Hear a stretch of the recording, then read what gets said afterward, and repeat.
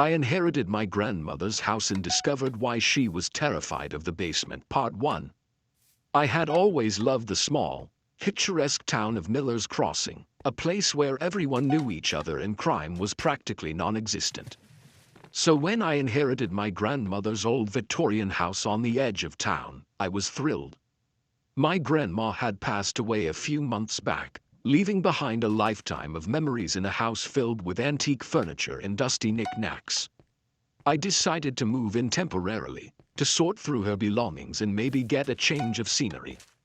The first few days were uneventful. I spent most of my time cleaning, organizing, and occasionally chatting with the friendly neighbors who stopped by to offer condolences and share stories about my grandma.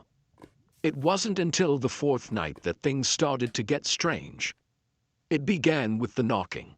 I was in bed, just about to drift off to sleep, when I heard a soft, rhythmic knocking coming from downstairs.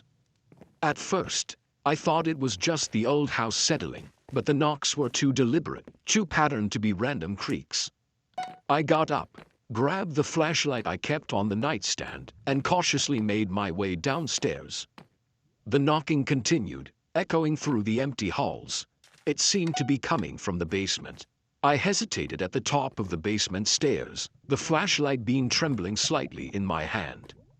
I took a deep breath and descended, one creaky step at a time. When I reached the bottom, the knocking stopped. I swept the flashlight around the basement, illuminating dusty shelves and cobweb-covered furniture, but saw nothing out of the ordinary. I shrugged it off as my imagination playing tricks on me and went back to bed. The next morning, I found something odd. In the kitchen, on the small table where my grandma used to have her breakfast, lay an old, leather-bound journal. I didn't remember seeing it before. Curiosity piqued. I opened it. The journal belonged to my grandmother. It detailed her life in Miller's Crossing, but towards the end, the entries became increasingly erratic and paranoid.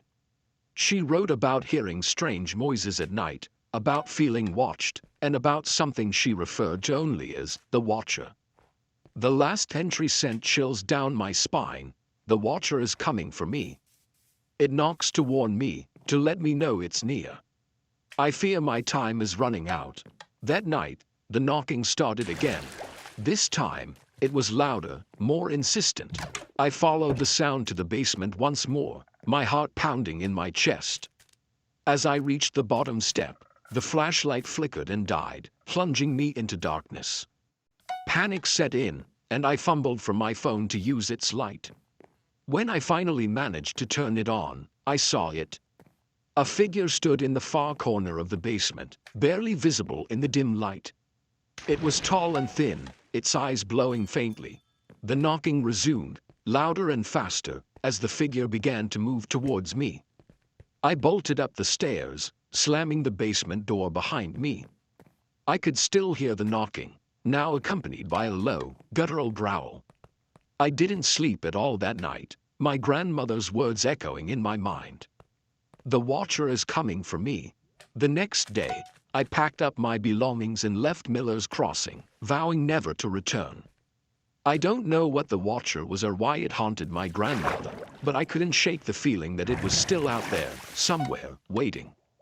To this day, I sometimes wake up in the middle of the night to the sound of knocking, and I wonder if the Watcher has finally found me.